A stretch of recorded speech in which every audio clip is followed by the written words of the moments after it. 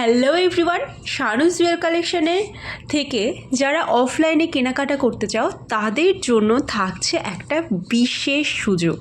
তো আড়ংঘাটা ফ্লাওয়ার লাভার্সের পক্ষ থেকে কিন্তু প্রত্যেক বছরই একটা পুষ্পকৃষি ও হস্তশিল্প প্রদর্শনীর আয়োজন করা হয়, যেটা এইবার 5 বছর কমপ্লিট হতে চলেছে। তো যেহেতু 5th ইয়ার, তো এবার কিন্তু 4 দিনের প্রোগ্রাম থাকছে। তো অনুষ্ঠান সূচিটা একবার বলে দিচ্ছি এবং আমি থাকবো কি না সেটাও কিন্তু বলে দেব। এটা কিন্তু 12ই জানুয়ারি থেকে হয়তো গ্রামীণ যে মেলা, মানে মেলা প্রাঙ্গণে কী কী থাকে, বিভিন্ন দোকানপাট, বিভিন্ন ধরনের মেলার সরঞ্জাম, খাবারের দোকান এবং বিভিন্ন ধরনের যেই কোস্টার রাইডগুলো থাকে, তো সেইগুলো হয়তো 12 জানুয়ারি থেকে স্টার্ট হচ্ছে। বাট মেইন আকর্ষণ যেটা হস্তশিল্প প্রদর্শনী এবং যেটা হচ্ছে পুষ্প প্রদর্শনী, সেটা কিন্তু 16 তারিখ থেকে শুরু হচ্ছে।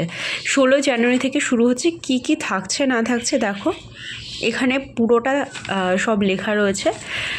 মেইন কার্ড যেটা, সেটা হচ্ছে এটা।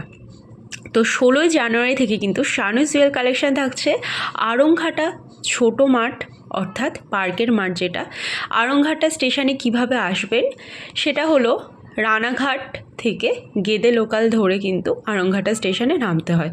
রানাঘাটের পর বঙ্কিমনগর এবং তারপর পাঁচবেড়িয়া, তারপরে আড়ংঘাটার কালী পুজো প্রত্যেকে জানো খুব বড় করে হয়।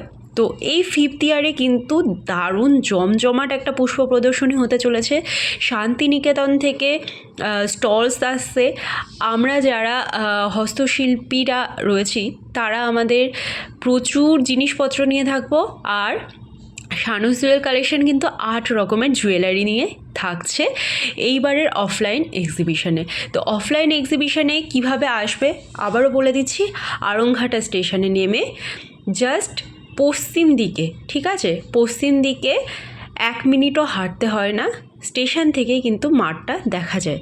ছোটো মাঠ বললে যে কেউ দেখিয়ে দেবে এবং সবসময় কিন্তু গান বাজনা হতেই থাকবে। 16, 17, 18, 19 এই 4 দিন থাকছে এই অনুষ্ঠানটা। কেউ মিস করো না, একদিন হলেও এসো। এবং আমার স্টল কিন্তু একদম জমজমাট ফাটাফাটি থাকবে, অনেক কম দামে, মানে অনলাইনে যে প্রাইসে তোমরা পেয়ে থাকো তার থেকেও অনেক কম দামে কিন্তু আমার কাছ থেকে জিনিস পেয়ে যাবে। আর হাতে দেখে হাতে ধরে কেনাকাটার সুযোগ কিন্তু মিস করা একদমই উচিত হবে না।